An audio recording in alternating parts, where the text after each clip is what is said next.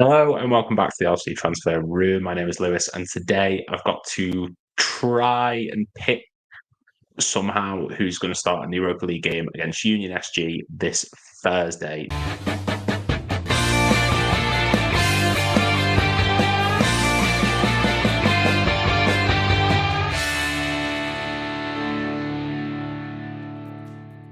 It's difficult to pick with this one purely because we're through. We're already through the group. We're already top of the group. There's only 4 points between us and second, and there's one game left. So, there's nothing's going to change whether we win, lose, or draw. We're still through, top of the group. We skipped the round of 32. Go straight into the round of 16 for the knockout phases. Brilliant. So we need to rest people. This game isn't anything important. Union SG, credit to them, they're probably going to go for it. I think they're still aiming for chance of progressing, maybe, or there or thereabouts, will go into the conference. So for me, they're still going to go for it. This is about rotation, but it's also about giving players opportunities, making sure that people are getting a chance in a match, which, as we've said, there's no stakes. We don't want to lose, but it wouldn't be the end of the world if we did. So let's take the chance and utilize some players who aren't getting the game time. Hey, if you're enjoying this video, there are some things you can do to help out this channel. Leave a like on this video and subscribe to the channel if you haven't done so already, and make sure that you have the bell notification on for any future videos or streams that we have. Now, back to the video. In goal, I've said Kelleher. Pitaluga, it'd be great to see him play. Allison should be nowhere near the team for this point. There's no point in it. He's saving for the Premier League games. We've got Man United next. We don't want to risk an injury. Kelleher's the backup. He's not going to get a lot of game time now that Allison's back, so give him this game just to keep his fitness along, and then maybe play him in some of the cup games later on.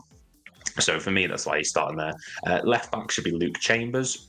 Kostas Tsimikas needs the rest. He's obviously going to be the starter against Man United, given his recent form. I don't see Joe Gomez playing there. If anything, Gomez is probably going to be more central if he does play in this match. Luke Chambers, he's proven already in the Europa League that he can play there to a decent enough level. Him and Scanlon could rotate maybe as the match goes on, but Luke Chambers should be the starter. Centre-back, Kwanzaa, I think, is a nailed-on starter. The other one that's coming to my mind is Gomez, because I think the Man United game is going to be Van Dijk and Konate. That just seems to be the set one at the moment that I can think of in my mind. There's no Joel Matip, of course. And while I would like to see some of the younger centre-backs maybe come in, if Kumetio's an option, maybe play him there. I think Gomez, Kwanzaa is solid enough. They're still getting a lot of game time, and they're still capable of holding the back line alongside Chambers. We saw that in one of the early Europa League games. I think it was LASK.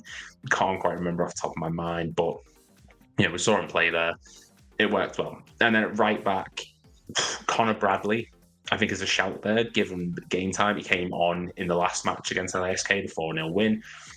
He's come back from a long-term injury. He's just signed a new long-term contract. Give him the game just to get some experience under his belt. He's still a threat going forward, like Chambers. This isn't a game where we have to be defensively secure. So give them the free license to go forward, create space out wide, and just give them a go of trying to play our way. Midfield's difficult.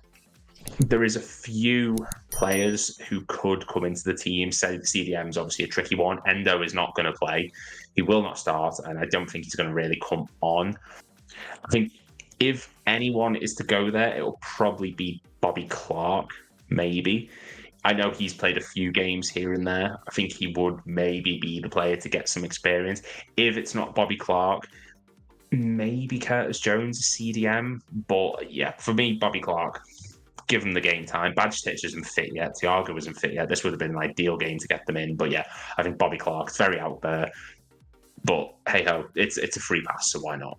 And then ahead of him, I think it will be Harvey Elliott as one. I think he came off against Palace. He came off the bench even.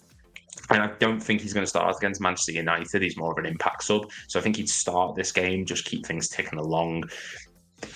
It's sad that he's going to be one of the most experienced players in this squad by the sounds of it. But, that's just...